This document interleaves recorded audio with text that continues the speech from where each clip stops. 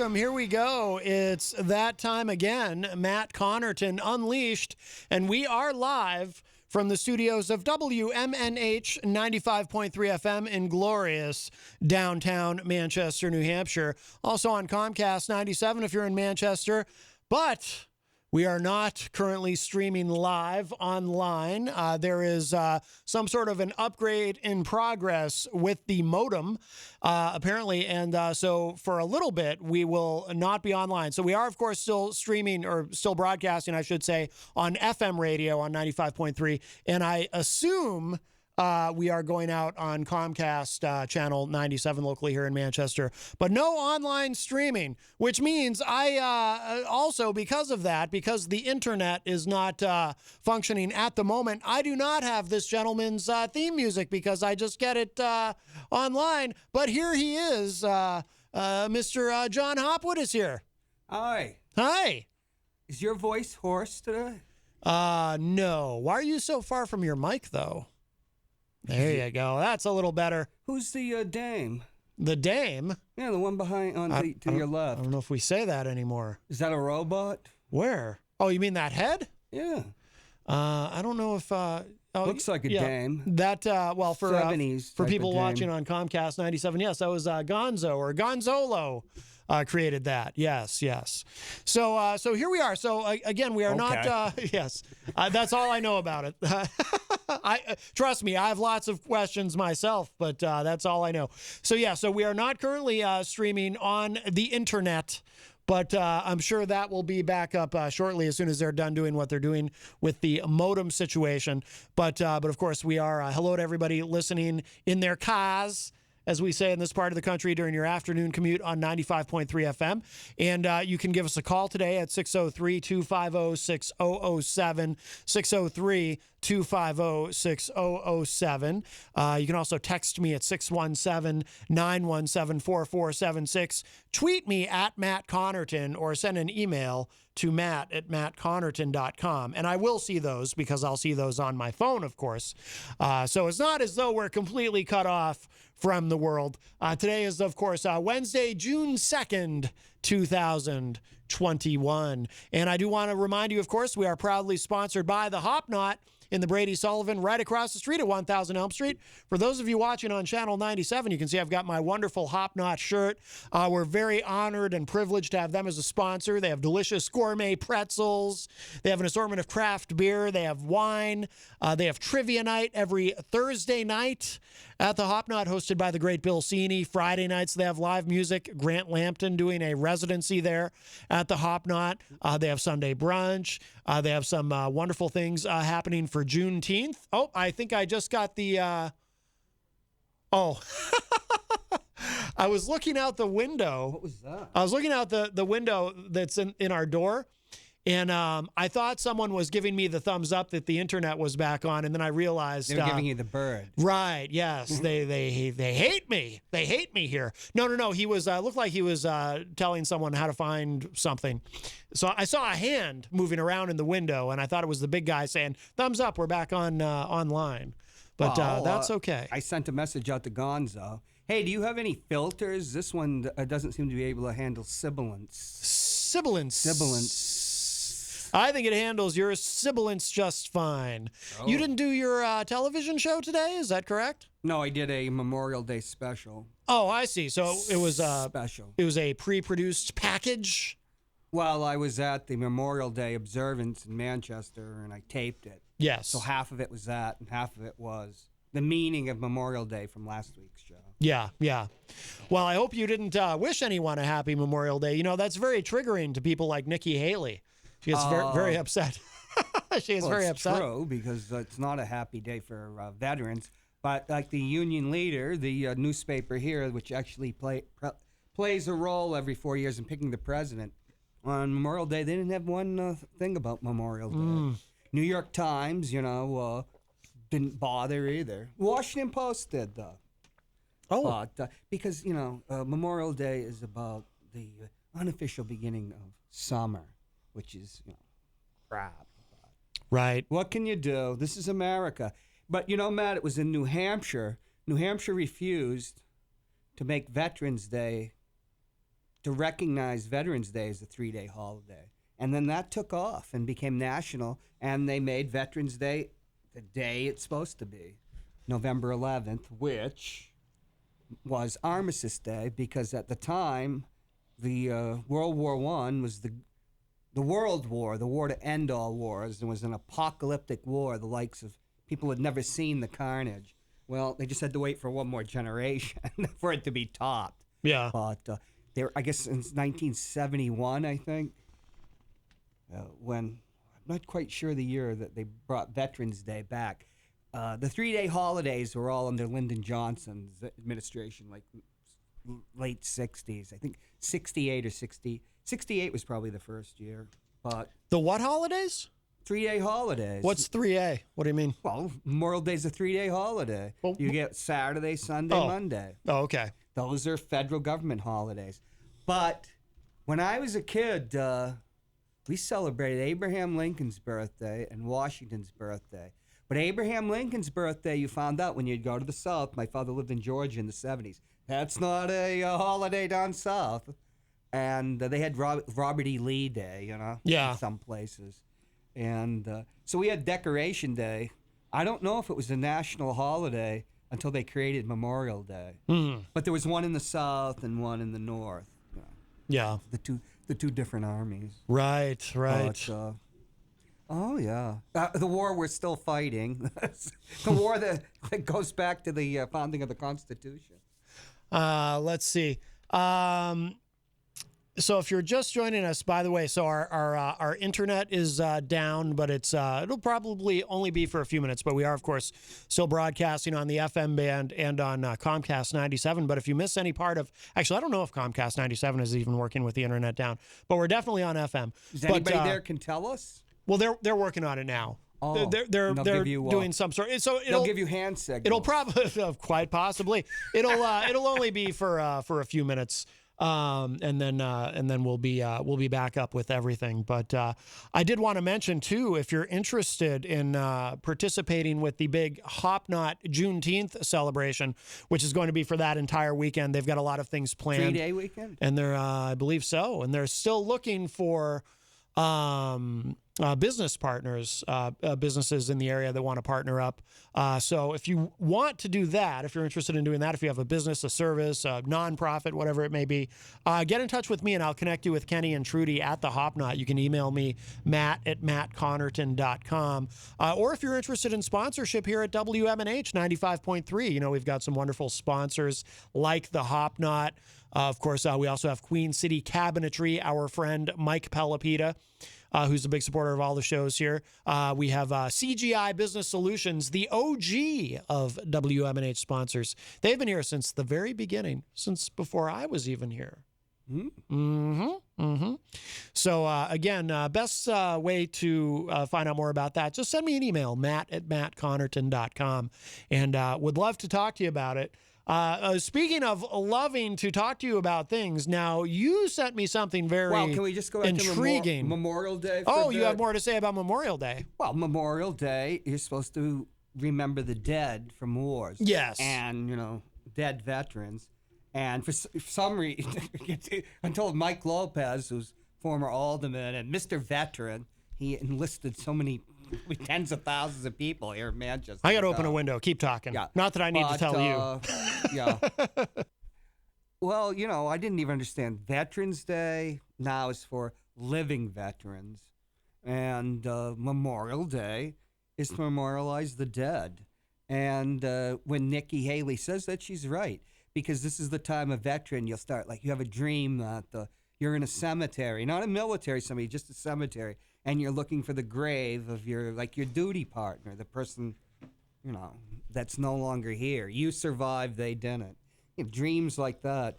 There was a great, probably the best cultural artifact to come out of the Vietnam War on our side, if you can call it that, was Tim O'Brien's short story about a platoon in Vietnam. It's called The Things That They Carry.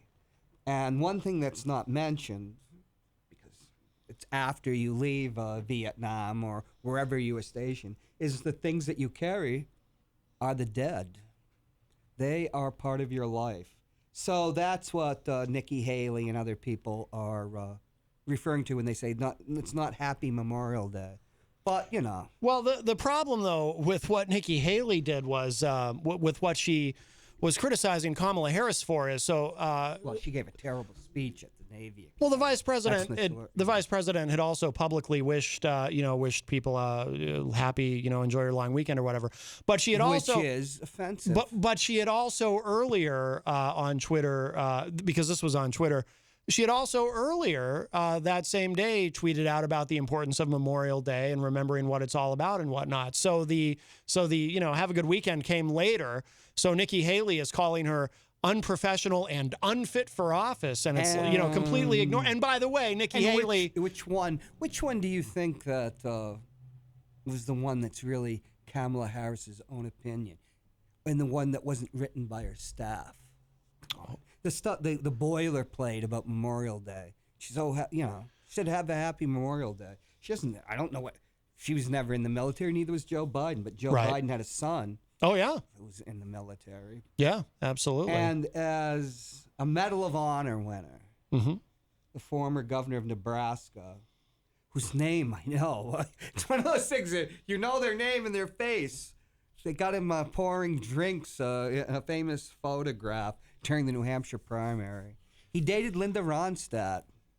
Hey, I got to see something here. So Peter White, I'm sorry, John. I'm just saying, he never said he would never go against Bill Clinton for not going into the Vietnam War because it was so horrible. He would never blame anybody for not going in. Peter White just posted on Facebook that the online audio stream on the website is working, but I don't know how that's possible because here it says connecting. Well, so how is this possible? Are you doubting Peter? Well, I'm pulling it up on my phone. First of all, you've insulted all dead veterans now and their loved ones by interfering. And now you're desecrating Peter White. Oh, if there's only there's a crowbar over there, but I think it's secured. It's not working on my phone. How dare you doubt Peter? He might. You know what? He might have. He probably said that. He probably made that comment before it had gone offline because it's not on my phone. The audio stream isn't working either. Yeah, that wouldn't make sense because here it says connecting. Yeah, he must have made that comment before they began their switch. Nikki Haley, it's all politics. Oh, Eric she Gagnon probably wants to run for office in 2024. Eric Gagnon, EZG just messaged me. The phone is not working too, Matt. That's right. I forgot about that. I completely forgot. What happened? We can't take calls when the internet is down because we're on a VoIP phone, which is internet based. Oh, so this isn't ransom. You're not being held for ransom. It's as though we're just completely disconnected from the world. There could be an apocalypse happening, and we wouldn't know. I think we would know about that when we saw the flashes. Oh, that's a great point, John. I hadn't thought about that. We would be aware if there were an apocalypse. You're right, but no one would be able to call us on the phone here at the station to tell us, though. Well, Nikki Haley's getting ready for August when Trump assumes the presidency. That's right. Yes, Attorney Sidney Powell. I think. The person some people think is not. Yes. Not my opinion. No. Don't sue me, Sidney. Don't sue me, Sidney. That sounds like Sidney. There's the one for the sibilance. Sounds like the name of a sitcom or something. Yes, both Tony Randall's dead, and of course, former retired General Michael Flynn. I almost A-bombed. Yes. What a disgrace. Also, apparently, maybe they know something we don't because according to them, it's right there in the Constitution that Donald Trump can reassume the presidency in August and send Joe packing. Sure, that's happened before, right? Can you name one? Can you name a time it has? Well, everything's different. Everything's different now. There's Kyle Heavey. Everything's different now, John. We're talking about Donald John Trump, the great Messiah. Who took his blog down? Yes, his very exciting. I'm kind of disappointed. I was going to sign up for it. What's it called? From the Desk of Donald J. Trump. All you would get is all these pitches for money. Yes. Together. I had to block it as I had to put it as spam. I wanted to. I was looking forward to enjoying some of his writings. His rantings. Yes, I was going to perform some dramatic readings of them, but it's already done. It's I saw somebody on Twitter comment that he's had kidney stones that lasted longer than Donald Trump's website. Oh, his blog site, yes. Oh, the whole website's done. Oh, yeah, I believe I thought it was so. just his blog. Well, there was a separate site because it was supposed to be this whole big social media thing. It was his new social media platform, which turned out to be just a blog, which now turns out to be dead. It's dead and gone. But Conspiracy. he'll probably resurrect it once he reassumes the presidency in August. Yes, He is a Christ-like figure, so resurrection, Sure. he's a resurrection artist. yeah, I like that. Yes, yes. Just like the greatest American of all, Jesus. Yes, absolutely. My favorite American. Mine too. Yes, yes. Were it not for Jesus, we wouldn't have the Second Amendment. That's true. I think that he personally wrote it I believe inspired it. He certainly inspired it. I know. at the very Everybody least. remembers when he took the assault rifle and drove the Democrats out of the temple. Right. Oh, yeah. Yes. Very well known. It's one of my favorite Bible stories. Me too. Yes, yes. It's all very, very exciting. But, speaking of exciting, I am very curious to ask you about the UFOs because you mentioned something to me in a text message about the Exeter incident. Right. My stepmother, who's no longer with us, Was she abducted? she was abducted. She would be amongst the abductees. But, So she's no longer with us. She's with the aliens. no, she could be. Right. She's being probed. So, yeah. very exciting. But this is what happened. My father and her were in bed at night, and she started talking. So my father started talking to her. The alien abduction, she never left the bedroom. But my father, who believed in aliens, they both believed in aliens. Yes. I do too. So I was going to use a funny voice. Yeah, it seems logical with, when you understand the universe and that the Earth wasn't, created on October 23rd, 4004 BC, which, where the dinosaurs were roaming around at the same time as, Barney Rubble was playing Moses or whatever. Right. Just think of that. Barney Rubble is Moses. Yes. And what would be Fred Flintstone be? The brother Aaron, right? Just a quick aside. I don't know. I hadn't given it any thought. My favorite Bible story is when, the Israelites are just fed up with Moses and Aaron or whatever, and they're bitching a lot. And that really POs Aaron. I'm not sure. I think that Moses was up in the hills trying to seduce Noah's daughter or something. Oh.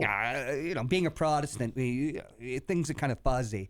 But, Aaron was pissed. And maybe Moses had come back with Jebba Boo Boo or whatever her name was, strapped Doesn't to his hip or something. Doesn't sound like a biblical name. And they appealed to God, and God just opened up a big friggin' trench, and all those bitching Israelites right into the trough. Honey Boo Boo's in the Bible for real? Case closed. Oh. Now that's a great way to, this damn democracy. Appeal to a vengeful God, and he gets rid of the critics. And they went on their merry way. They Right. probably cashed in that golden ass or golden calf, whatever, For, what do you get? What are airline points? Oh, frequent flyer miles. Whatever. But I think I saw it. Everything I know about the Bible, I learned from Cecil B. DeMille movies. Because my formal religious education ended when I was 6 years old, when my grandmother was a Protestant, died. And we didn't realize my mother was a Catholic. She had no interest. She didn't go with us except on Christmas. I found out many years later. So it's Sunday, like 1965, 66. And everybody was a Catholic, and there was nobody to play with on Sunday morning. Everybody had to go to church. You had to wait till the afternoon, and there were no cartoons on. Are you sure Sunday that mornings. Are you sure, by the way, that your grandmother's dead, or could she have also been abducted? My grandmother saw an alien, which is not an alien. She saw a UFO. I've seen a UFO. My sister and my grandmother saw a UFO. Really? It's not that. that uncommon. Well, I've never seen one. John Lennon saw a UFO. Did he? He claims to. Oh. But I'm just saying about alien abduction. This was in the early 70s. I think it was in Burlington, Vermont. And her experience happened. She was, there in the bedroom with my father on the bed, and he was talking to her. And he talked to her, and she was telling him everything that was going on. And wait a minute. So just for clarification, so you mean she's describing what's happening?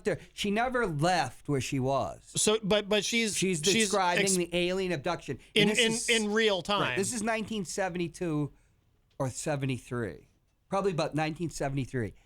Nobody really knew about this stuff. Mm-hmm. And yeah, 'cause then they moved to Albany, and she wrote the paper. She was at SUNY Albany, State University of New York at Albany. About 1975 or so, I think it'd be about 74, 75. She went to see Betty. Now, what's Betty's last name? Can you look up the Exeter incident? Exeter abduction. That's the first really recorded case of an alien abduction. UFO abduction. Oh, I can't pull it up over here. They actually made a TV movie. Don't have any internet. Exeter incident. Yeah. See, my dad, I'd heard about it recently because my father, who, by the way, was born in Exeter, New Hampshire, he had mentioned it during a recent call into the show because he was curious what my thoughts were on all of this. But we should mention, too, for people, the reason this has come up and the reason I shared out that article earlier is this month, any day now, there's going to be a declassified report released about what essentially we might learn what the government knows about UFOs and the prospect of alien life. And it may all be a dud.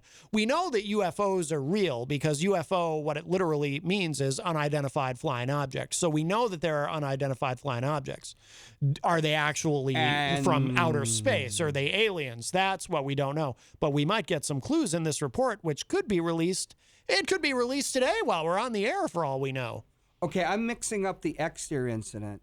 That's interesting that happened because I saw a UFO in 1965. I can actually date it. Betty and Barney and Betty Hill, who were from New Hampshire. Barney and Betty, huh? That's funny because you mentioned the Flintstones a few minutes ago. Oh yeah, Barney and Betty. Yeah.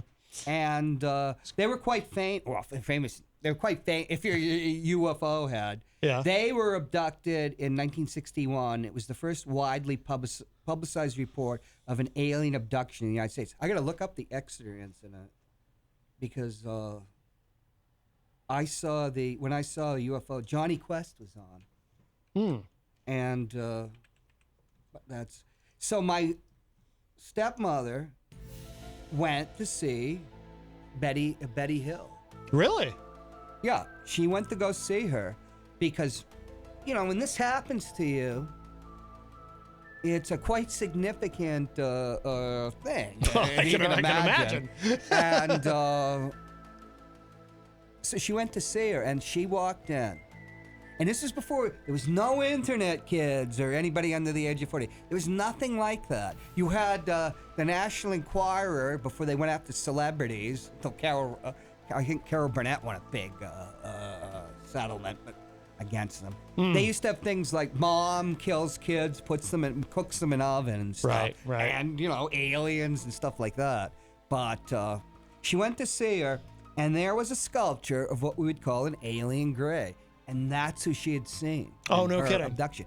And this just wasn't out there at the time, Yeah. And there's all sorts of theories about an alien gray, that it's actually, people are having a digression. It's actually a fetus or something. It does look like a fetus. Oh, yeah, they think, when they're trying to understand the mechanism of what happens. Because this is happening to people. It's whether that they really being physically abducted or not, or whether it really happened. Yeah. But with my stepmother, it happened all within whatever sense you can say. It's beyond the dream, I guess. But she wasn't physically abducted. But she used to have dreams, and I have some. I didn't look. I couldn't find her writings because I was going to show them to you. Oh. Where she would dream, wherever she's going. You know, she is in another world, which is quite like ours, but there's differences. And I've heard other people have had that same experience. You know, where you're on another world, and it's quite like this one, but it's not. So I'm just saying, for anybody skeptical, it's a experience that tens of thousands of people at least have had. What did now you say she was describing the experience in real time to your father? Yes, and I think he took notes because my father used to write too, so he had But do you remember some of what she described to him? No, I really don't. Okay. I couldn't find it. My sister might have it at her house. Yeah. And because after they both passed within 6 weeks of each other, so everything, all the writings are put in all these boxes and stuff. Yeah. But I'll try to find it. But I think it was, from what I remember, it was kind of what evolved into the standard abduction story. But I don't remember anything about she didn't be probed or anything. Like Betty Hill reports being probed, that they through her navel they put a needle and things like that. Okay. And that was in '61 in New Hampshire. Huh. And interestingly, that it's something that we'd even mention now. They were an interracial couple. Which, at the time, because Estelle Parsons, there was a TV movie, James Earl Jones played him, and Estelle Parsons played Betty. Betty lived longer. He died early. I don't know if he was still alive when my stepmother went to visit Betty. But the point is, she goes to see Betty. Mm-hmm. She walks in, and there's the sculpture of the head, which is what we'd call an alien gray. And that's who she'd seen. And, they, hit it off. And so there's a paper that she wrote too for her university. If I remember correctly, it didn't go over too well, in 1970 plus 5 or 76 when she put it in as a paper. In what way? People thought she was a kook? People didn't write about, stuff like that. Yeah. But my father, he was as eccentric as I'm as eccentric as my father. He wasn't, I'm sure he would encourage her to do that, Didn't Jimmy Carter claim to have seen a UFO? I don't remember that. I know Jerry Brown did. Anything that Jerry Brown would say, what'd they call him? They called him Governor Moonbeam. Governor Moonbeam, yeah. But if he did, it was so common. It's like I saw a UFO in 1965. Yeah, describe that. My father, my sister, I have 3 sisters. This would be the middle one. And my brother. We were working outside on a new stoop. And for people that know what a stoop is, it's kind of the porch that's not covered, Yeah. It doesn't go out very far. And it was dark. The dark was coming down. And we all look up. And this is what I saw.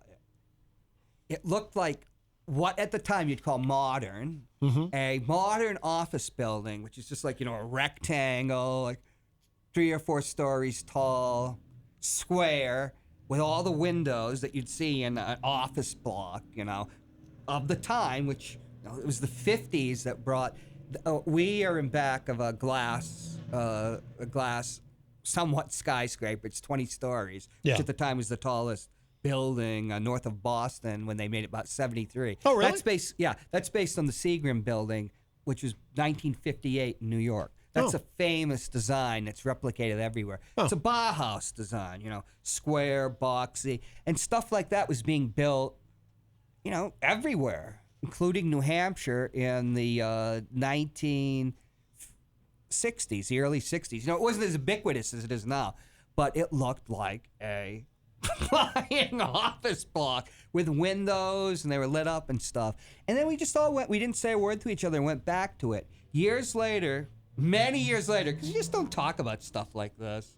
Wait. So you saw this together? We all did. My father, my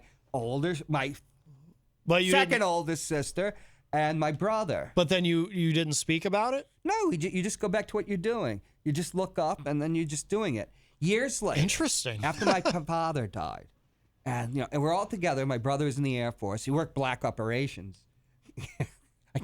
I have to be careful what I say. Just like I noticed you mentioned Abel Archer again. That's something I can't talk about. And my brothers, and we're just talking. And I mentioned that, and my sister said, "You weren't there." I said, "What do you mean?" He said, "You weren't there. Grammy and I saw the UFO." And I said, "And you weren't even born yet." And so there used to be a field in back of our house, and bats used to go by it, which to a boy, that's so great. I'll never forget, we had a dying bat, and my grandmother was my father's mother. We lived in her house. Comes out, and she took care of that. We're all watching this bat dying and flapping along. She comes in, boom, and does it in. She was born in 1904. She'd been through everything. Yeah. So much. If you tell her or my grandfather or my parents about white privilege, they throw you out of the house, Yeah. But, so it turns out that behind the apple tree, which it's sacred to Celts, by the way, my grandmother's a pure Scot. That's where that's the portal to the other world, by the way. But that's neither here nor there. Oh. Because it used to be apple orchard there. But then the housing. So they're there and back in the apple tree in the field, and they saw a UFO. And this is what my sister said. She said, "It's the strange part was I saw it as a flying saucer, but Grammy, once again born in 1904, saw it as a flying cigar, like a dirigible." That's so interesting. They're seeing. Think about that. They're seeing a phenomenon. They are seeing a phenomenon. Yeah. But they're interpreting it in different ways. Yeah. To my sister, who's born like early 50s, a true baby boomer. I mean, even the early baby boomers that got a job and got to stay, retired early. Yeah. And where we all are, going to work till, they decide to take us behind the dumpster and shoot us. Well, yeah, it'll be an Amazon service in a few years, And... But when you hear about UFOs, like from the Victorian age on, they're dirigibles, flying cigars, they call them. So that's what she, late Victorian, she's born in the Edwardian age. Yeah. She sees it as a flying cigar. They both saw the same phenomenon, whatever it is, but they interpret it differently. Yeah. Because of what? They're born in two different cultures. My father used to try to impress on my brother and I how different the world was, like in 1969 than, when he was a kid. He was born in 1926. And, we watched the moonwalk. That was just purely fantastic stuff when my father, 1936. They were just hoping the Depression would end. But I'm intrigued that, so she doesn't remember you being there. No, she doesn't remember when I saw it. And neither did my brother. Really? And my father was dead. That's interesting. And I really don't believe you can talk to the dead. And once they go through the bardo, they're gone. And, yeah. But she had her own experience. And, but she was a little girl, but she's with her Grammy, my grandmother, and they're out there. They see a UFO. But so my stepmother, getting back to her, she experienced like an alien abduction, but she never left where she was. So it's a real phenomenon. That's when, remember, you brought up UFOs, and I spun a tale about Pa and based on some 1950s movie I probably saw on night TV, where they seduce some dame in a heavy Chevy or some car. And because one of my favorite movies is American Graffiti. I love that movie. George Lucas, masterpiece. That was a great movie. I remember my mother showing me that. I watch it every year. Oh, do you? Yeah. I was only 3 years old. But I remember those cars and everything. And it's just so fun. If you've ever seen it, folks, it's a great movie. It's a lot of fun. And it's George Lucas. He was a hell of a director. And, so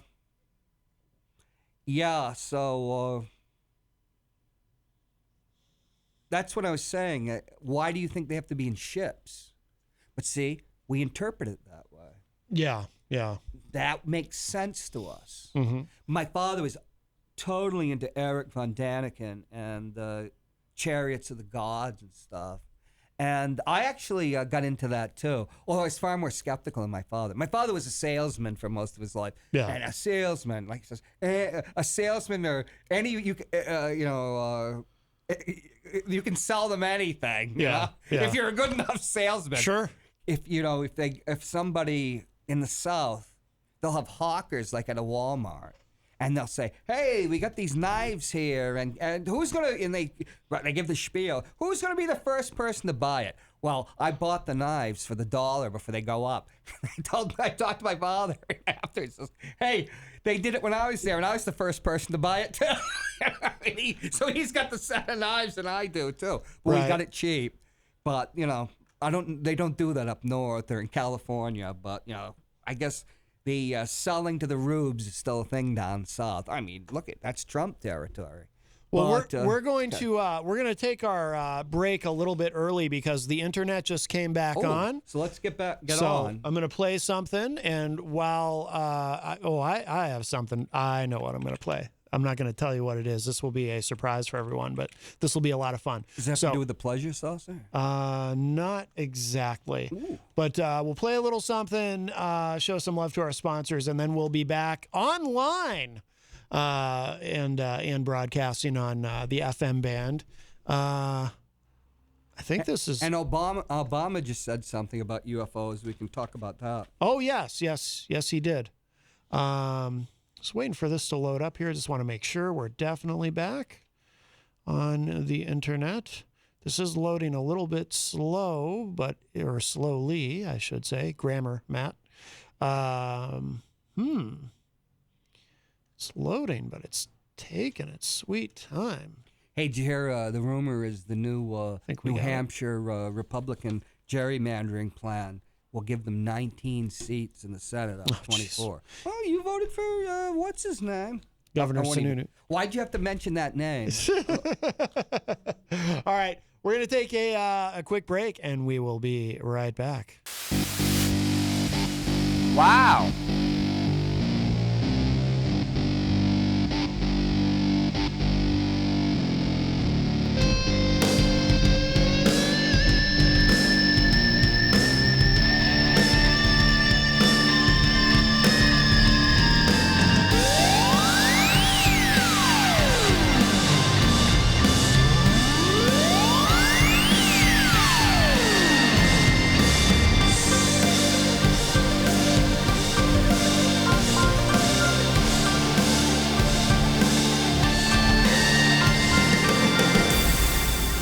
Welcome back, everybody. Usually I say we are well into hour number 2, but today we're actually just coming up on hour number 2. We took our break a little bit early. I'll explain why in a moment in case you're just joining us. Folks. Oh, very exciting! Yes, he's gonna lie to you. That would be a good story. Yes, cool story, bro. The young people say that now. If you edit the tape right, we can get away with it. Oh, that's true. That's true.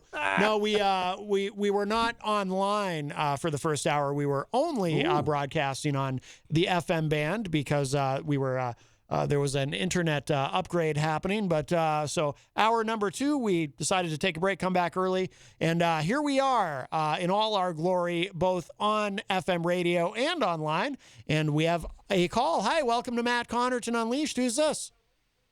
This is my AT&T phone. How's it sound? Oh, it sounds pretty good. That's Crazy Joe is on the line with us.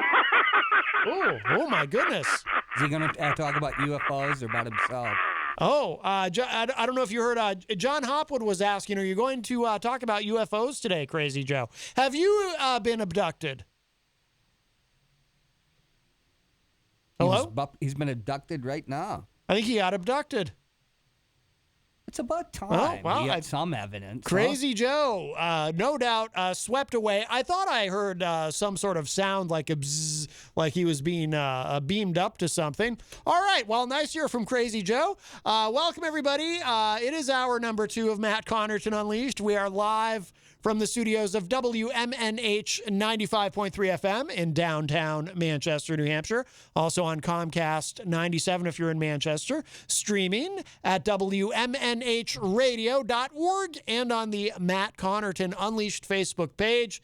You can also go to mattconnerton.com for all your live streaming options, social media links, contact info, phone numbers, show archives, etc., etc. And hello to our friends at Raw Talk Online. It is Wednesday, June 2nd, 2021, and we are live. You're waving your phone around, John Hopwood. Well, let's talk a little bit more about UFOs and about what did your father have to say about the Exeter incident? I just read about it on Wikipedia. And I hadn't heard about it before, but I must have because, I thought of that Barney and Betty Hill were abducted, allegedly abducted in Exeter, yet it was near the Indian Head up in the White Mountains. See, I don't think my dad ever, he's never seen a UFO. I don't think he had much to say about it other than, He'd heard about it. Yeah, because he's from that part of the state. That's right. He was born at the hospital in Exeter. Were you born in Exeter? No, I was born in Hartford, Connecticut. That's right. Yes, I always yes. think of the Exeter. Yes. But my dad graduated from Exeter High School. Well, I just looked up an incident. I was in England in '82 and visiting my brother, who was in the Air Force. He was a career lifer, and there was the Rendlesham Forest incident, which was near RAF Woodbridge, which it's an RAF base technically, but the USAF was there. And people were talking about that. I'd come back years later and people were talking about that, where there was a claimed UFO sighting. But if you read it, you can read about it once again on Wikipedia, folks. The Rendlesham, it just went down on me, kind of like the pleasure saucer. Oh no! And going down Wow. Is that the Glen No, Joliet? that's Glen no, Joliet. no, That's Glen no, Joliet. no, that's not Glen who you. Joliet. No, that's just a random sound that comes out of the computer. I don't know what that's about, but I thought that was Glen Joliet of Joliet Street. Rendlesham, RENDLESHAM. Sham is in there because when you read about it, something happened, but then it seems like, and I think this happens with a lot of people, they run with it. Mm-hmm. It's like, I've seen it in the Army, I've seen it in life. People will tell you about something, and then you'll hear them tell the story again. And they become more central to the narrative, and it gets better. And then the third time you hear it, and you know how obnoxious I am, I'd say, well, that's not how you told it the first time. It's getting better and better, right? Everyone's always the hero in their own story. Right, and I guess Betty Hill, Barney died in 1969. She started elaborating on her stories to the point where some people, she lost all credibility. Yes. But, I believe there are phenomena. First of all, when you read about high-speed aircraft, starting like in World War II, there were bogies and things. World War II pilots, not just American or British, would report seeing things. Now, there was a phenomenon in the old aircraft where this ball of static electricity would form in front of the nose of a plane and explode. So there are all sorts of types of phenomenon that would happen. You played two by Captain Kirk, William Shatner, who I do plan on doing that show on Ward 13 about the evolution of his toupee. But oh yeah, it's very exciting, but I think it'd be a limited audience, and that's why Gonzo doesn't want any part of it. By the way, let me just say for the record, my favorite Shatner toupee, Star Trek II: Wrath of Khan. Oh yeah, great toupe. Yeah, that was an almost full toupe that he was wearing at the time. Yeah, almost. I think it really worked quite. for him. He should have kept that. Yes. Yeah, when he was unemployed, in the early 70s, I mean, he had jobs. He had some pretty pathetic toupes at that time. Uh-huh. But getting back to what we said, and I must say that was an inferior version of, of the Rocket Man. The one he Oh. did at that that sci-fi convention is so much better. Well, he did one on a television show Right. too, That sci-fi with the awards or with whatever. with the cigarette. Oh, yeah, my it's God. the three people. We actually used that in one of our shows to kick it off many years ago. Yeah. Look up William Shatner, Rocket Man. You won't believe it. That guy should be given, an Emmy Award for life achievement just for having the greatest testicular fortitude of any actor. I mean, they always said that about Laurence Olivier, but he would try or do anything. By the way, I'm getting. He actually would, and embarrass himself. But Hey, go ahead. hang on, John. I'm now getting reports that that the phone isn't working again. UFOs. Now we know why the phone wasn't working before because it's a VoIP phone. It's connected to the internet, but it should be working now. UFOs. So I'm gonna see what happens here. Well, it's an unidentified phenomenon. You could call me. Well, I'm calling the studio line and it's not lighting up. I think the phone is down. Well, there are forces, that we just don't quite understand. President Obama doesn't. That's true. Maybe we weren't supposed to be. Yeah. All right, everybody. Well, I'm sorry. Our phone is down. So we shan't be taking any more calls. Apparently, Crazy Joe. So the call didn't drop. It was it dropped on our end. Apparently, yes. He was punished. Right. Because he was going to talk about himself instead of about these phenomenon.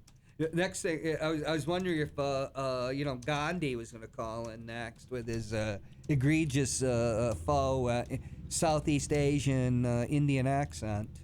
Has he been arrested yet? Oh, Bitcoin Gandhi? Bitcoin Gandhi. Yes. That's right. I always think of him as salty. I just messaged Crazy Joe. I don't want him to think that we hung up on. He messaged me to ask me if he offended us in somehow. I said, no, it's the phone. It's the UFOs. It's not the phone. It probably is the UFOs. And I think, here's what I suspect happened because I asked Crazy Joe if he had ever been abducted. He probably has, and he's probably not supposed to talk about it. He's probably abducted right at that point, and that's not even him. Mm-hmm. Or maybe it is, but not quite him. The truth is out there. Yeah, it's like the invasion of the body snatchers. Mm-hmm. Yeah. Wow. The original. Right. The original. Right. The second one sucked. Except even the nude scene wasn't as much as I remembered. Oh, boy. I'll tell you what. Well, that's when the nude scene lets you down. Featuring the great-great-great-great-granddaughter of our second president, John Adams.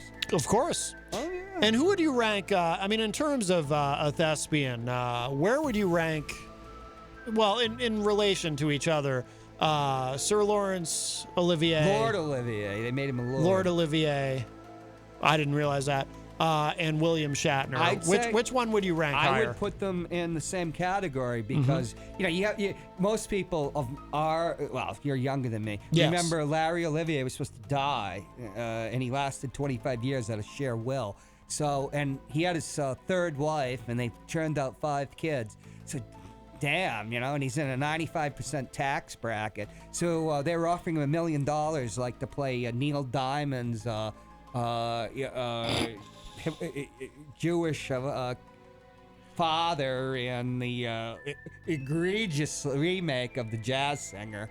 I mean, he needed to support those kids. He's ready to drop dead at any moment. Oh my goodness! But when he was a younger actor, he didn't focus on film so much. He was considered very witty and fearless, and everybody talked about that. So you got to put Bill Shatner is not afraid to look vulgar and bad. Hey, we're getting a call, so maybe the phone is back up now. Let's try this. We'll see what happens. Hi, welcome to Matt Connarton Unleashed. Who's this? Is it Gandhi? This is Mike Pellatella of Queen Sea Cabinetry, and I'm your proud sponsor. Wow, Mike Pellatella. Is it really him?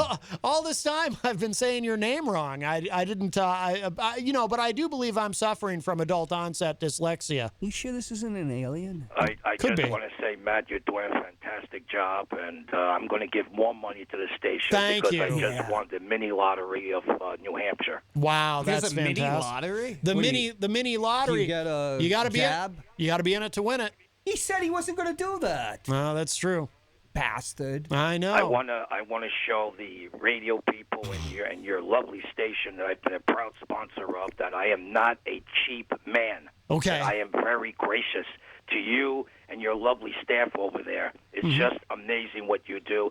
And I said once I won, I need to share the wealth and I need to share the love. Oh, that's boy, I'll tell you. Well, I always say wealth is love, is it not, Mike Pelletota, or however you said? Palatella. Well, I don't Palatella? even know how to say my Palatella own name cigar. right now. Oh. I'm kind of having a few beers over here celebrating my victory. Damn. Yes. Well, Well, waited a week. right. Well, you can have more than a few. If you just won the mini lottery, that's exciting. Do they pay you in small bills? Did you win a mini? It's over. Well, it's a one-time cash payment. It wasn't really that much. It was about $50,000, but I think it's more than enough money to be generous to the station that I love so much, I especially the agree. Matt Calverton show, which I am not pronouncing your name correctly either because I'm slightly It's off today. Covington. Right. Covington. Perhaps you've had a stroke. Well, no, I think Matt that's Covington. right. Well, something like that. It's I've heard my name pronounced many different ways. And in Yeti. Wow. That's right. By the way, it's a very sexy name. I wish I was called Matt Calverton sometimes. Well, you can have your name legally changed, although from what I understand, there is paperwork involved and fees. He can buy a Merkin with his 50,000 and appear like the Yeti, Matt Covington. Well, that is true. Oh, yeah. Yes. And you'd be surprised. Yeah. And there's been a lot of activity here at the Queen Center Mall, and moving furniture around. And my Yes. wife is, was a Sunbeam. nagging me about this and nagging me about that. Sometimes I wish I never was married. Well, oh my goodness. Don't we all wish that? Well, I've never been married, but I can only imagine what the pressure is like at the Queen Bee Mall. What did you call it? Sunbeam Mall. The General Queen Sunbeam. Bee Mall, yes. I got the correct. You have to use Queen me. Bee. Hey, you got a nice piece of. You got a beautiful woman there, and you should be married and invite Mike Pelletella and Queen City Cabinetry to the wedding celebration. That would be fantastic. Right. And we'll have cabbage at the wedding. Right from Cabbage. Oh yes. Right from the- yes, right from that the is tree. delicious cabbage, especially if it's made correctly. right. Cabbage right off the tree, Mike Pelletella. It'll be great. The Dions can prepare it Well, for you. anyway, I Ooh. just wanted to call in real quick. I know you're busy and you had some technical problems. And Yes. I hear this guy out there, Crazy Joe. I'm getting really sick of this guy with his stupid laugh. And Yeah. I don't know if he thinks he's funny or entertaining, but I'm just going to have a little heart-to-heart talk with him. I've been talking to him on the phone. He's been calling me about all this recent success that he's having with you. And Oh. I personally think he's got a big mouth, and he's one of those big mouth guys from New York. And we're just down here in New Hampshire. We're just going to have to put him in his place. Right. It's up here in New Hampshire. That's right. Yeah, Upper, up here. well, over, really. He's had we're a kind few of beers, over. Right, right. that's true. Yes. Wow. Well, be careful with Crazy Joe there, Mike Pelletella. crazy. He's crazy. It's right in his name. He couldn't legally Yes, be named I've that. heard his reputation Yes. in other circles. Yes, he is quite crazy. But, once he talks to us good old country boys up here in New Hampshire, he just better behave himself and act act like I'm sorry, getting slight dementia. Like us. I didn't know dementia made you stammer. But yes, that's right. Mike Pelletella from Panatella. it's Panatella. I'm Yeah. sorry. From Sounds like the Godfather. from Queen Bee Cabbage Trees. Yes. Yes. Yes, I thought you said cabbage there. Yeah, cabbage. Yeah, like in money. Yeah. Cabbage. I'm not a big fan of cabbage, although I should be. I am Irish. Oh, I thought you were Italian. No, Yeti. No, well, I am of Yeti heritage. That's That's for your mother? that's from my dad. How dare you? Well, that's really fantastic, man. I Yeah. tell you, man, you really got it together. And Thank then you. hopefully you'll teach that Crazy Joe a few lessons in proper human behavior, because I know that you have a part-time master's degree in psychology. Yes, it's very, very part-time, but yes, I do. Yes, so you are quite brilliant, and if anybody you. can handle Joe, it's you. With that said, you have a very, very pleasant day, and your co-host over there, he sounds like a very sexy young man. Oh, he is. No. And I'm a very sexy old man. Oh well, but the very sexy is the point, though. Oh, yeah. Yes. Yes, very very good. And I'll be sure to listen to this show on your wonderful podcast there. It's Yes. the technology is just incredible. I heard one of your shows, and it was just coming in so wonderful. Oh, good. That's good to hear. Yes. That is good to hear. Yeah, I don't know who's your IT guy over there, but he's pretty brilliant. I'll have to take him out to lunch one time. Matt, you have a fantastic day from Mike Pelletello here at the Queen City Mall in downtown Concord. I don't know if it's Concord or... It's Manchester. What town is this anyway? Manchester. I got Queen the dementia. City. What town is this? Concord Queen or City. Manchester, where I am? It's actually South Concord. In the Queen City. Okay, Yeah. Oh, you very mean the good. place I'll look is that up actually on the South map. Concord? Thank you, Matt. Yeah. A lot of people don't know that. Thank you, Mike.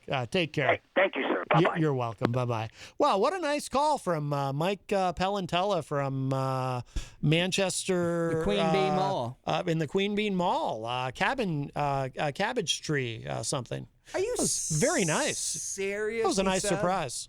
Are you serious? You're still testing the sibilance, aren't you? That you don't know why it's called the Sunbeam Mall? I know why. See, you think I don't know anything about history. I know General Sunbeam, he won the war. If it wasn't for him, we'd all be speaking Venusian right now or something, speaking of aliens. And that's why we call it the Sunbeam Mall, because of General Sunbeam, the greatest military mind since sliced bread. You're confusing the Sunbeam Mall with General Nutt. General Nutt? General Nutt, Tom Wow. Thumb's That- friend. that guy was Or crazy. Rival. Oh. They were sexual rivals. You know, they were little people that worked for P.T. Barnum. Thank you for using the correct vernacular, by the way. Didn't they have Sunbeam bread when you were a pup, a Yeti pup? Mm-hmm. Yeah, I'm sure that's named after that. Yeah, well, I think that's very disrespectful to the memory of General Sunbeam. We just had Memorial Day. General Nutt. How Oh, no, dare you? Excuse me. It's Commodore Nutt. Okay. How could I forget? How could you forget General Sunbeam? He was What are you, Kamala Harris over there? He was born Nikki out. Haley's going to get mad. Yeah, he's born out where they have all those drums of the toxic chemicals with a half-life of about 55,000 years. Oh, Yeah. mm, Yeah. wow. Oh, here's Salty Gandhi calling. You think so? You think so? We can bet. Salty Gandhi? Let's see. Let's find Bitcoin Gandhi. Bitcoin Gandhi. Hi, welcome to Matt Connarton Unleashed. Who's this? Hey, it's EGG. Finally, the phones are working. Yes, the phone is working. Yes. How are you, EZG, our intrepid entertainment reporter? Not too bad. I got some breaking news to tell you guys. Oh, breaking. Wait, you have Gavin McLeod died Oh, is that of the Mary Tyler Moore Show. Well, that wouldn't count as breaking news because that happened yesterday, I think. Depends on how you break. That's not the breaking news, is it, EZG? No. Oh, good. Well, here, before Up you, yours, buddy. well, before, oh my goodness, how dare you? Well, before you tell us, EZG, I've got your breaking news music. Here we go. Excellent.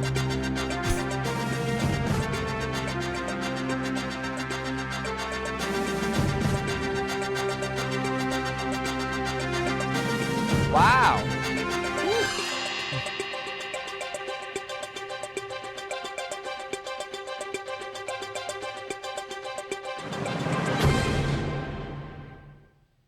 I feel like belching. Yeah. Apparently, there was been some more or less firings at the World Wrestling Federation. That Vince McMahon's been getting his red pen out. I can't believe some of these let goes. Braun Strowman, That surprised me. Lana, Ruby Riott. But Braun Strowman, he was just in the WWE Backlash. He was a Universal Champion last year.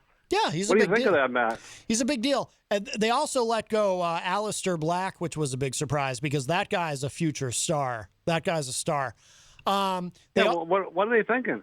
I'll tell you what I think they're thinking because I don't know if you saw this. They also just let go about 60 of their office staff.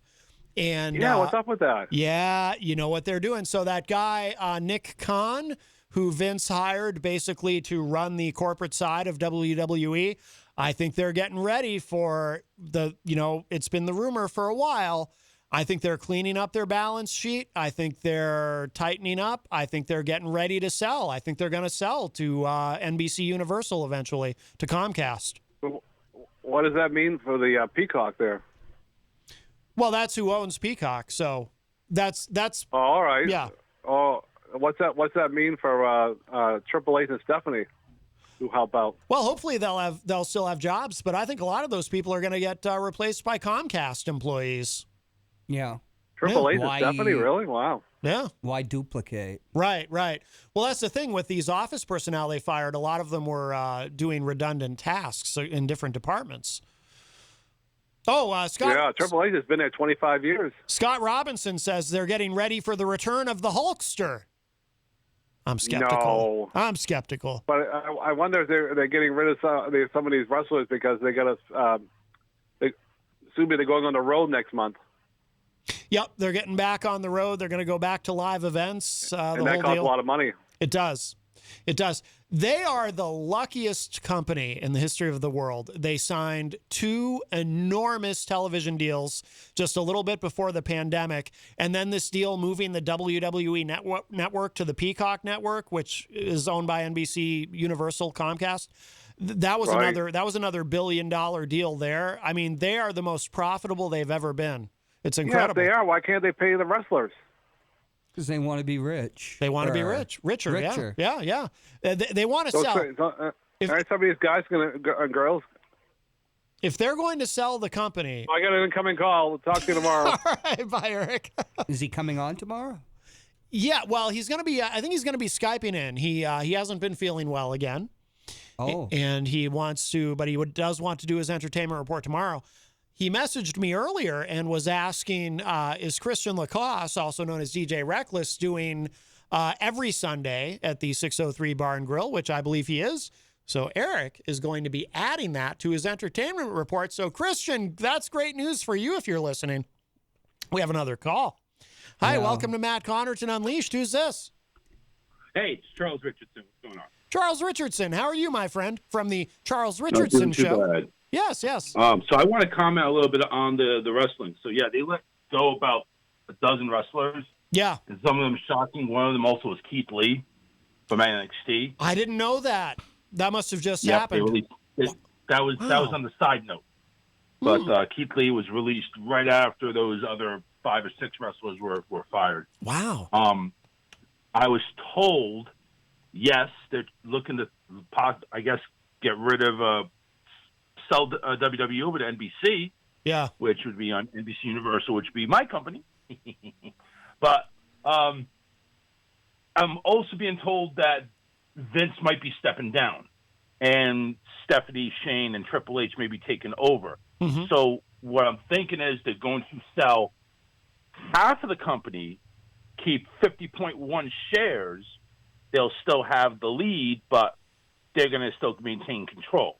Mm-hmm. Because I don't understand why Vince, with all this money he's making, he's a billionaire, why he would not keep it in the family, why he would sell to NBC. Right. Because if you know, networks that own wrestling companies don't do very well. Yeah. That's true. We saw what happened when Turner owned WCW, and and there's another example of that too. I'm forgetting what it is though. When Spike TV had a share of TNA, right? They were paying a lot of the bills for TNA, and that didn't really go very well. Yeah, well, TNA also sold half of theirs to another shares program, so it's like they were already in trouble by then anyway. They kind of did themselves in. Yeah. But WWE, they're the alpha. And for them to go ahead and just sell, either the price is just going to be so extremely high that Vince is like saying, that's it, I can just sit around and do nothing and, live in my riches, Mm-hmm. which doesn't sound like Vince. No. Well, he's 75 years old. So I'm not believing that this is all for NBC, but if it's not for NBC, what is it? Because these Keith Lee and Strowman and Aleister Black, those are some high-profile wrestlers. Those are big That's stars. people that have made an impact in this company. And I'm not talking about 10 years ago. Right. I'm talking about just past WrestleMania. Oh yeah. They're in the primes of their careers. Yeah, that really surprised me. Well, you know what too is so weird about it. So when AEW started up, all of a sudden you had WWE trying to lock up all these wrestlers into these contracts just to keep them away from AEW. And now here we are. They're releasing all these people. Yeah, so you don't want when you sell if you don't have those contracts. Yeah, and again, that doesn't make any sense because Better you're for the company that fueling buys. Right. AEW. You're fueling the competition. So Yeah. and these are not wrestlers that can't wrestle or they're past their prime if they lost touch with the fan base. Right. They just enhanced Strowman's entrance. You don't do that to somebody you're going to release. Yeah, isn't that strange? Yeah, it is so strange. So yeah. I'm very curious to see what happens next with WWE. I am a wrestling fan, so I'm kind of curious to see what happens. I can almost guarantee as soon as that 90-day non-compete clause is up, Strowman's going to AEW. Mm-hmm. Alistair is probably going to AEW, and I think Keith Lee might go to AEW. There's a long shot with Lana and Ruby Riott and a couple of the other ones, but I think those three, the three big men, I think they're going to taking a shot over there at AEW because they're picking up all ex WWE people that have been recently released, and they've got the money. They've got the money to do it. They have more money than Vince. What were you going to say, John? Well, the lawyers might be dictating this because of antitrust. You know, you don't want one network hogging everything. Yeah. So Yeah, that's true. It's like they're property. There's a point in time, they go an asset. WCW They go off. kind of overpaid at one point in time, and as much as I'm not too fond of AEW. I mean, I've always been loyal to WWE. You kind of stay loyal to one of them. You don't kind of like, I like AEW and WWE. I guess some people do, but I don't.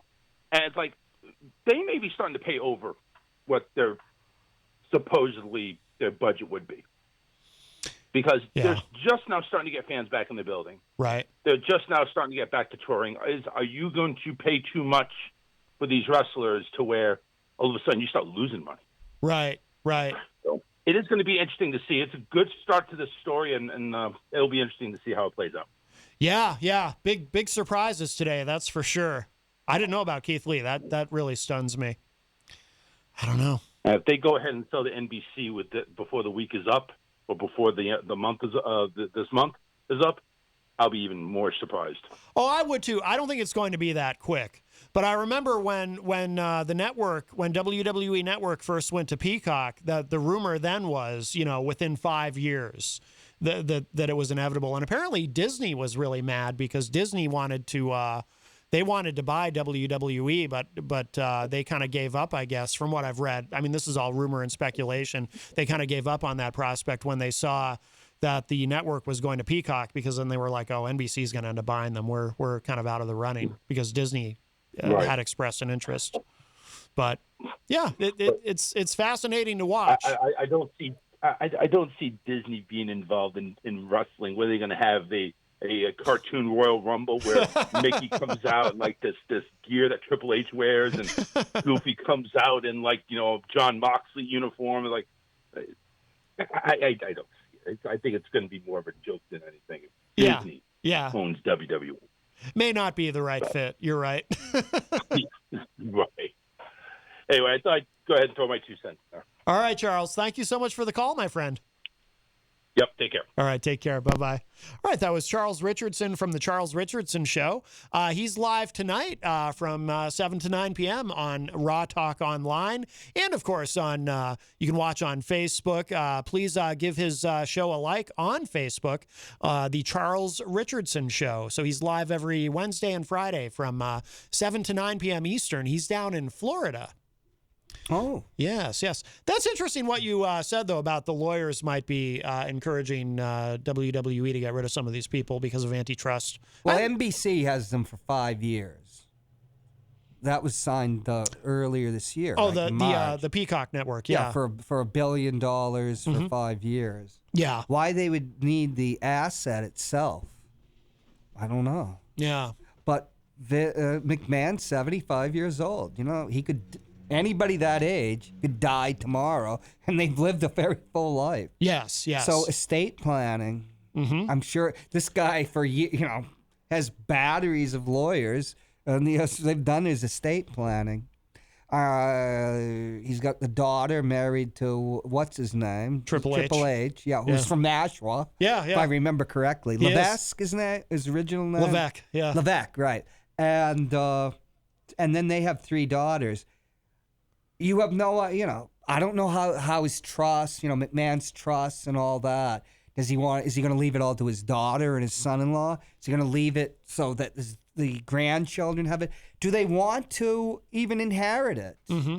Think of there's taxes and Donald Trump's not president anymore. Right. And you've got, Joe Biden is planning to tax the living hell out of everybody. Yeah. Which, hey, I'm all for that, but I'm not rich. But, Right. We don't know what's going on, Yeah, He yeah. has to pass it on. When you're Yeah. 75, I've known many people, even if you're really robust and everything, at 75, you really start going downhill for a man after that. I've just seen it in my life at times. I mean, it's even without major health problems. Yeah, yeah.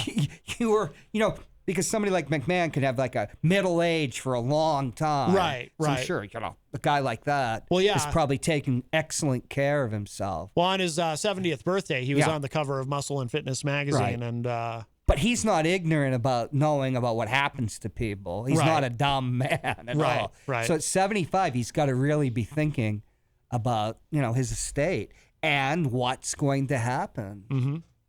Who knows what the economy's even going to be like in a year from now? yeah, yeah. Everything could disintegrate. For the longest time, the assumption had been that Triple H and Stephanie would be running it after Right. after Vince is gone, but who knows? Yeah, but see, now you have NBC, so you have redundant staff. Mm-hmm. I don't know. You could make a deal that they have an office. In Hollywood, I used to know Hollywood industry. You get kicked, you get fired, and they give you an office on the lot, and they call you if you are a big executive with one of the studios. The turnover was tremendous. Really? Yeah. Oh yeah, and then you get fired, and here we'll give you an office, your bungalow, and now you're a producer. Yeah. And so you could give them one of his Triple H and the wife a deal like that or something. Yeah. But these people aren't hurting for money. No. But taxes. The difference between the rich and us. What is it? F. Scott Fitzgerald said the rich are different from us, and Ernest Hemingway, his friend, said, "Yeah, they have more money," and is about it. But they think in terms of generations. Mm-hmm. If True. we're not thinking in terms of generations. Right. Most people are thinking about how to get through to the end of the year or Sure. to the end of the season. Sure. Yeah. Yeah. Absolutely. Absolutely. But Yeah. there's just this orgy of consolidation in the entertainment industry, Mm-hmm. driven by the stock market. There's lots of loot out there. Mm-hmm. Why not shake the money tree? That's right. But you got to protect that money. We have a call. Hi, welcome to Matt Connarton Unleashed. Who's this? Hi, Matt. It's Paulie C. from Retro Spectrum Radio. Paulie C. from Retro Spectrum Radio. How are you? I'm doing just fine. How are you? Very well. Very well. Is that Mr. Hopwood I hear in there? Yes. Hello. How Hi, are- John. You're sounding very chipper today. He does sound chipper. Yeah. I'm chipper because I just punched out and tuned into the world's greatest afternoon drive radio show. Wow. Thank you. I thought it was because you might have been kidnapped by aliens. Ooh, yes. Have you Fuck. ever been abducted by aliens, Paulie C? Just once. Just once. And how was it for you? It was all right. They Yeah. bought me a few drinks, rolled a couple of fatties, and took me to Jupiter. Wow, all the way to Jupiter. That's Ooh, nice. just like Yeah. 2001. Wow. We also made a stop at Uranus. Wow. Oh, my goodness. Yeah. Oh, boy. Oh.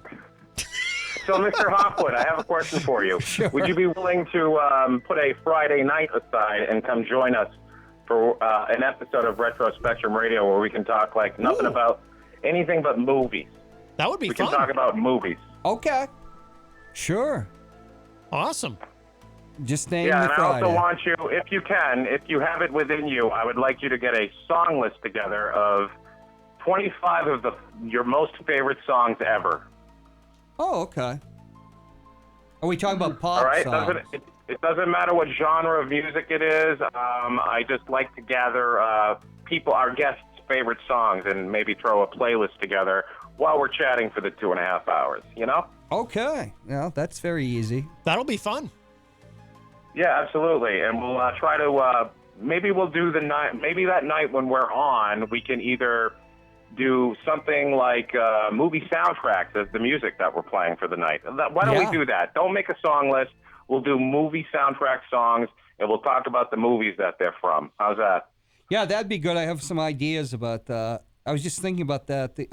I'm rewatching one of my favorite movies. It's a cult film called Electra Glide in Blue. And it was the only film directed by, what's his name? His name escapes me, but he was Chicago's music producer, and he wanted to make a movie.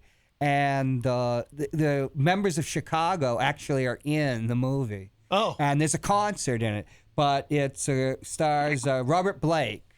In one of his, it's a really interesting movie. I'll send a link to you and Matt because it's do that. One of those classics of of the early '70s when Hollywood was the studios had collapsed, nobody knew what to do, and so they made interesting movies.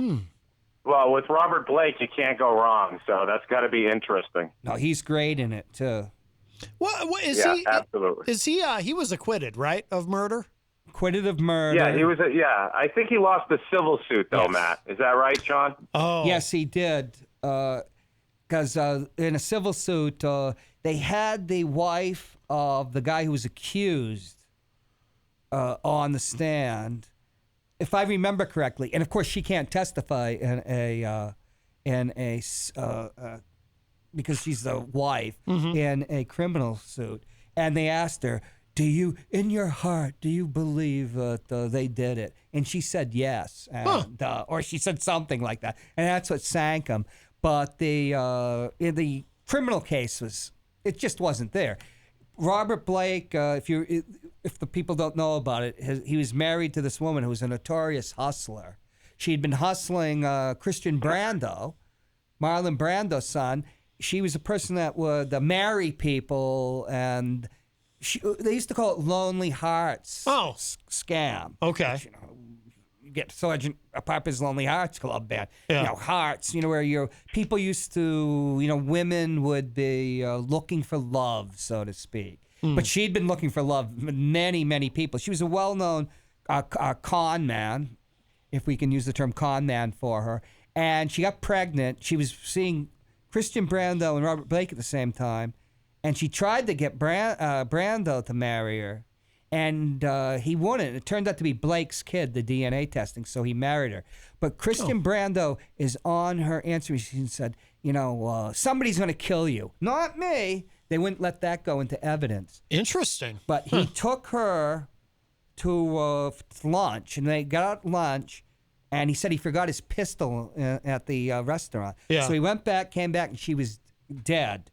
And the gun wasn't. The gun didn't. She'd been shot. Didn't match. The gun didn't match the gun that killed her. There was no physical evidence.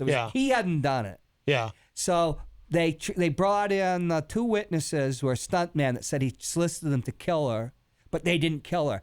And on the stand, one of them said that the police, the government was tunneling under his house. Really? And it turned out, both of them had busted, and this is a common tactic amongst DAs. They drop the charges so you testify against somebody. Huh. So the case was a bunch of crap. Huh. But, Interesting. in a civil suit, it's not like a OJ's case, which pretty much, Yeah. I think I've told you the story about that, but I'm not going to say it on the radio because I know somebody that was on. I just love the whole I forgot my gun. Honey, wait here. I forgot my gun at the table. I'll be right back. It was actually holding down the $30 tip that Robert left. Well, Piers Morgan did an interview with him, and you just watch him. He's a guy that's stuck in the 50s. He's a very talented actor. Yeah.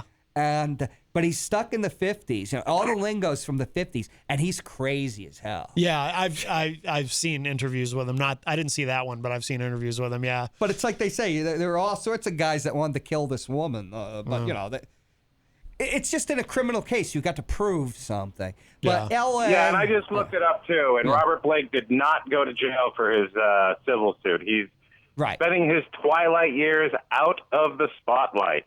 Right. He was worth about $20 million, but it just disappeared. Yeah. Right. And he declared he was bankrupt. Well, nobody wants him anymore, you know? I think they said they gave it to. Oh, I bet somebody. He was in. I bet directors, somebody like Tarantino would use him. But you know, he had a hit TV show and he walked out of it. The one where he was like the mayor of hell or something. He just walked out. He was a very strange guy. If you watch the. Did you ever see the interview with Howard Stern where he was interviewing Robert Blake and Robert Blake got pissed off and he was very close to kicking his ass on the air? Yeah, I bet. Yeah, even he's 5'6", he's probably going to die. I remember hearing about it. I don't think I've ever actually heard it. Yeah. Or Matt, you got to check it out. Robert Blake gets all upset. He goes, "What am I, you monkey?" I mean, he's like he totally did a Joe Pesci on him. You know? I'm here to entertain you. Yeah, it's just like with Piers Morgan. You know, Piers Morgan thinks he's gonna just come across the desk and beat him up. Wow. Yeah. Yeah, it was like a combination of Vince McMahon and Joe Pesci at the same time. So ready to climb over the console and kick Howard's ass. Wow. Well, hopefully he didn't leave his gun in Howard's studio when he left. Right. Well, you know, Ronnie the limo driver, that 4-foot tall guy. He came in to break things up. Yeah. So. Yeah. Good. Well, good. You know, he's just about a foot. Blake's about a foot taller than him. Yeah. But Right. mean. They sicked Howard's Little Rascal on the Little Rascal. Yes. Yes. But he talks about his childhood. If you watch the Piers Morgan, where basically his parents loathed them, but he made money for them. You know, because he was a child actor. Yeah. Oh, that's right. Yeah. Yeah. Huh.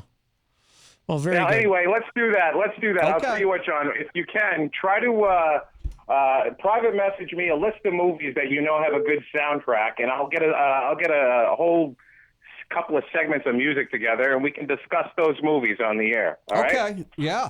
Because there are some movies that are just influenced by music. You wouldn't. They'd be unthinkable. Yeah. Without Absolutely. It. All right. All right, And we're we're going to carry on. All right, Paul. Thank you for the call. You bet. See ya. All right. Take care. Bye bye. Yeah, we're not necessarily talking about musicals, but like Right. Easy Rider without the music. Oh yeah. Yeah. Yeah. Absolutely. That was, of course, Paulie C from Retro Spectrum Radio with Paulie C, which you can hear every Friday night beginning at 7:30 p. all the way to 10 p.m. here on WMNH 95.3 FM. And I have the honor and privilege of being one of Paul's co-hosts on that show. And we have another call. Busy show today. Hi, welcome to Matt Connarton Unleashed. Who's this? Hey, it's Easy G. I had to take an important phone call. So I'm back yes, yes. Now, while you were on your call, had you been abducted by aliens? No, but it's funny. They talk about that all the time on the what's the name of that Wrestling show at 10 o'clock on GIR. The Clyde Lewis. He was always talking about UFOs. Does he? But he was on fire last night. I happened to wake up around 1:15, but I said, no, I'm not getting up. So he was on fire? But I listened to a few minutes of it, and he was on fire last night because he was talking about all the food shortages and how his wife went to the store and she couldn't. I mean, he went to the store and couldn't get distilled water, and there wasn't any water in the whole store, and he was just playing it up. Yeah. So he said, don't forget to get my food buckets. Ah, yes. What are you going to do if there's no food in the store? Or no, oh my God, I was laughing. Then I turned around and went back to bed. Right. Where he was on fire. Oh my God, he's in his food buckets. Well, if he was on fire, I think food buckets would be the last of his issues. I would want a fire extinguisher. What about Jim Baker has a nice deal on Yes, End he of does. Yes, Times food. that's right. The Jim Baker food buckets. They're probably from the same company. They just do like Yeah, a white probably. label. I don't know if you heard the AEW picked up that guy who used to be a Hall of Famer, WWE, Mark Henry. Yes. Not to wrestle, though. Right, to be a But commentator. to do other things. I did see that. Yes, I did see that. That's good. But it's that's funny, good. though, if you remember now, Randy Orton went around and embarrassed The Big Show the big show, like you would say. It's the big and he show. embarrassed Mark Henry. Remember he was walking around. I don't know if you saw that on the He was on a Segway, on the I think. wrestling. Yes. It was back when I used to have the Raw channel, but I don't have that no more. You used to have the Don't Raw. you remember that? He was going around Raw embarrassing channel? all the old timers. Yeah, the Raw channel. Yes, I do remember that. Well, Randy Orton is the legend killer. Right when the on the Raw channel, but something like that. Follow later on the network there, the Peacock, and he seems to be a good guy now, hanging out with that Riddle guy. Matt Riddle. He even used his move the other day. I like Matt Riddle very much. They'll probably release him from they his say contract. they're trying to become a babyface, I guess. Yes. A baby face. But I wonder if those guys that just released, I think they have to wait 90 days, but I wonder if anybody will. Well, I think Lana definitely signing with AEW, don't you think? Her boyfriend's over there? Any of them. Yeah, that's right. Her husband, they're married. Her husband, Miro, works for AEW. Yeah. They just had their big pay-per-view Double or Nothing, I guess, and what people said it was a good pay-per-view. Jenny and I watched. We went on the YouTube, and I found one of the matches from it that I wanted to see because I don't really watch much wrestling. I'm actually more interested in the business of wrestling than actually watching wrestling at this point. But we did watch the Stadium Stampede match from Double or Nothing, and it was quite fun. Quite fun. Yeah, they were getting good reviews. Yes. But AEW is going to be trying to go on the. They're actually going to be going on the road too. So. Yep. But they got to be careful not to pick up too many old, or maybe not old, but guys that used to work for WWE that really didn't work good for WCW. Right. Yes. Yes. I don't know. They got to be careful. Yes. You're very ageist, EZG. You don't like the old guys. No, but some of those guys aren't old, but I'm saying they got to be careful not to pick up too much WWE talent. Right. People think of WWE Part 2 over there. Well, as Charles Richardson was pointing out, too, how many of these people can they afford to pick up? They can't just sign everybody that WWE But I thought you told me that guy had more money than Vince McMahon. Oh, he does. He does. The Khan family, they have more money than Vince. Oh, yeah. Oh, yeah. They're very wealthy. Yeah. Vince got it all from himself. Well, he inherited from his father. I hope they're not saving money so they can bring back John Cena and Brock Lesnar. Those very part-timer guys I can't stand anymore. I used to be a big John Cena fan, but yeah. I'm not a fan of him anymore. If he could want to come back for a big payday, then leave again. Now you can't see him. Yeah, Brock Lesnar, I've never been a big fan of him. I know a friend of mine used to work with the New Arena. He's a big fan. He said Brock Lesnar brings the fans in. Mm-hmm. But maybe they are saving him for SummerSlam against the head of the table, Roman Reigns. That would be a good match. Yes. Now what's happening tomorrow? I'm sorry, not him. I mean the guy on Raw with the five lovely ladies. Now they're calling him the new Godfather. What's his name? Help me. On Raw? I don't know. The Raw champion. Who is the MVP's guy? Bobby Lashley, is it? Yeah, Bobby Lashley. Oh, okay. That's a rumor match. Bobby Lashley and Brock Lesnar, and then the rumor for SummerSlam is John Cena and Roman Reigns. I can see that. Those are rumor matches. Now, what's happening tomorrow? I'm done for making the list of all the pay-per-views in WWE because it seems like every month they change their mind of the pay-per-view name and then the date. So I'm only going month to month now. Now, are you? I had it all figured out the whole year, but then it's all scribbled. I hate to scribble things. I know you do. If only you had a tablet that you could enter all this information into. Yeah, there you go. Now, Eric, so tomorrow. But, one last note there before you run out of time. Sure. I did reach out to the one and only Amanda McCarthy. Right, I guess she's checking her calendar. She'll get back to me, and I'll let you know what time she's available because she says you definitely want to come on for that final hour. Yes, and tomorrow. To be announced. Tomorrow, are you Skyping in, or are you joining us in studio, or what's happening tomorrow? Yeah, I think I'll Skype in because the weather's a little iffy, and I heard we're having a blizzard. So thunderstorms or. Oh. I hate to be caught out in the bad weather. So in this day and age, it's bad weather or it's too hot. I can Skype in. I set that up because I got this new phone, so I said I better check it for it. And it's all set. It wouldn't be all set if it was today because the Skype was off. Right. Because now we're going big. I'll be Skyping in right around 4:30, and we'll Talk to you tomorrow. All right. Bye-bye. Maybe you And could for now, ask. that's about it. Maybe you could ask Easy G about his lip syncing scandal. Right. I didn't know he yeah. had one. That sounds terribly scandalous. Yeah. Wow. Little known, but it's very well covered up. Uh-huh. Unlike his torso in summer. By the way, before we run out of time, just briefly, I do want to say hello to everybody in our Facebook live chat today. People had to join us late, of course, because we weren't the first hour. We were not streaming live because there was a bit of an upgrade going on with the modems and such. So we were only on FM. But if you missed the first hour, of course, it will all be in the archive that will go up and be available just a little bit. But hello to Rob Dion, of course, from Through the Stage Door, which you can hear on WMNH, and of course, he's the morning show entertainment reporter every Thursday morning. Who pushed Easy G up? That's because right. Easy G just couldn't hack it in the morning. Couldn't hack it. No. Well, and Easy G does not play the keyboard. He's a drummer, so that didn't work either. Christian Lacoste is in the chat room. Hello. Dan Lavasser says, I realized today I don't own a radio, referring to he wasn't able to hear the first hour. Jenny is in the chat room, of course. Melanie La Liberté joins us. Let's see. Just want to make sure we don't miss anybody in here. We're not going to go through all the comments because we're Any almost out of abductions time. from... Not so far. DJ Midas is in the chat room. Midas is a top fan. He says, I'm very excited for Trump to get sworn back in this August. So cool. We all are. Rocky Huber is a top fan. He says, I wonder if John has ever seen Bigfoot. That's us. We should talk about the Bigfoot murders up in Humboldt County, California. Oh. I actually thought we might get to that today, but Yeah, we'll have to do because that. of the Do that another day. the adoption Yes. of Crazy Joe kind of upset thing. That's right. Charles Richardson from the Charles Richardson Show. He called earlier. He's also in the chat room.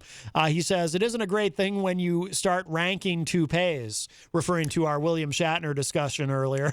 Well, when we're talking about greatness, Yes. this is a man that ranks with Laurence Olivier as Yes. the ballsiest actor of all time. Absolutely. Yeah. Mike Pelopita also joins us. Mike, of course, from Queen City Cabinetry, one of our great sponsors here at WMNH. Eric Street is a top fan. He says, did you end up seeing the video where the guy accidentally lights the gas station on fire from trying to kill a spider? I forgot to look for it. I need to see that. Scott Robinson, I mentioned, is in the chat room. Abigail Jem joins us. Hello, Abigail. And Jenny, by the way, shared the article of Trump shutting down his new website. Scott is hot on the tail of a certain UPS driver that shall remain Really? nameless. Oh. Yeah. He is the secret UPS driver. Scott Robinson is asking, is Hoppy going to be in tomorrow also? Well, you're welcome to join us tomorrow. Scott Robinson is a big fan of yours, a big supporter. If my sister hears that I'm on, she might hit me with a rolling pin. Oh, my We goodness. do have a rolling pin at my house. Does your sister She not... doesn't live at my house, but, Right. She has egress. Does she not approve of you being on this program? It embarrasses her. Yes. Oh, I understand. Sometimes it embarrasses me. Thankfully, she does have a different last name. Oh, wow. Very good. Very good. Yeah. Let's end it there. Yes. I've humiliated her enough, I guess. Oh, my goodness. Wow. Oh, yeah. It all had to do with Mike Doyle, but we won't get into that. Really? Oh, yeah. Oh, wow. Fascinating. Yeah, that's why you see that Mike Doyle never come on my show. Mm-hmm. Because of the humiliation of being on my show. Oh, I see. Wow. Paulie C also is in the Facebook live chat. Yes. Well, very exciting show today. We learned a lot about, the UFO report could be dropping at any moment. Hey, where's Gonzo? Has he been abducted? I haven't seen him yet this week. He was here with you last week, if I remember correctly. Didn't you guys Yes. come in together? Yes. Yes, Gonzo. But I haven't heard this from him week. either. Yeah. He's unreliable. Yeah, things got pretty tense last week between the two of you. Oh, it's just shtick. I know. Would you like to hear a William Shatner song to play us out? Lucy in the Sky with Diamonds? Well, that's a good one. It is. That's a good one. And you're gone. I'll just say that I would give William Shatner, I'd rank him higher than Laurence Olivier, because Olivier never had to act with the handicap of a toupee. Ah, Yeah, he had a right. full head of hair. Right. Although he did shave it for Marathon Man. Oh, okay. Oh, yeah. Christian Lacoste is in the chat room, says he will be in tomorrow as well. Wonderful, wonderful. Perhaps Crazy Joe will call while young Christian is here. You know, they just get along famously. I thought it was what's-his-face that drives him crazy. Tony. Oh, Tony D? Yeah. Well, that's, I did negotiate a peace deal, a ceasefire, if you will, between Christian Lacoste and Tony D recently. It's my greatest foreign policy achievement, I dare say. Ooh. So the Biden administration wants to send me to Gaza. Well, yeah, and, you were supposed to go down and be chief of staff for Trump, and you turned that down. Well, yeah, Scumpy was supposed to help me with that. Well, I don't know what happened. It's good you didn't get indicted. Good point. Good point. Dodged a bullet there. Yeah. All right. Well, we will begin to wrap up, John. Thank you so much. And thank you, Mac. Yes. Yes. Mac Covington. Mac Covington. Yes, yes. Thank you to everybody who called today. And if you missed any part of today's show, and of course, if you were streaming online, you did miss the first hour because we were in the midst of an internet upgrade here at the station. So the first hour did not stream, but it is in the archive, which will be up and available in just a little bit at WMNHradio.org, and it'll be at mattconnarton.com as well. Tomorrow, of course, we'll be joined via Skype, EZG by EZG for his entertainment report. Christian will be here with us, presumably in the studio live, and that'll do it for now. Let's see, today is Wednesday, so nothing live right after us. So anyway, all right, so we'll leave you with this. This is we played some William Shatner earlier because of space. We were talking about aliens and whatnot, but this is from The Transformed Man. Yeah. Yes. William Shatner performing Lucy in the Sky with Diamonds. And that's it for us for now. We'll talk at y'all a little bit later. Bye, everybody.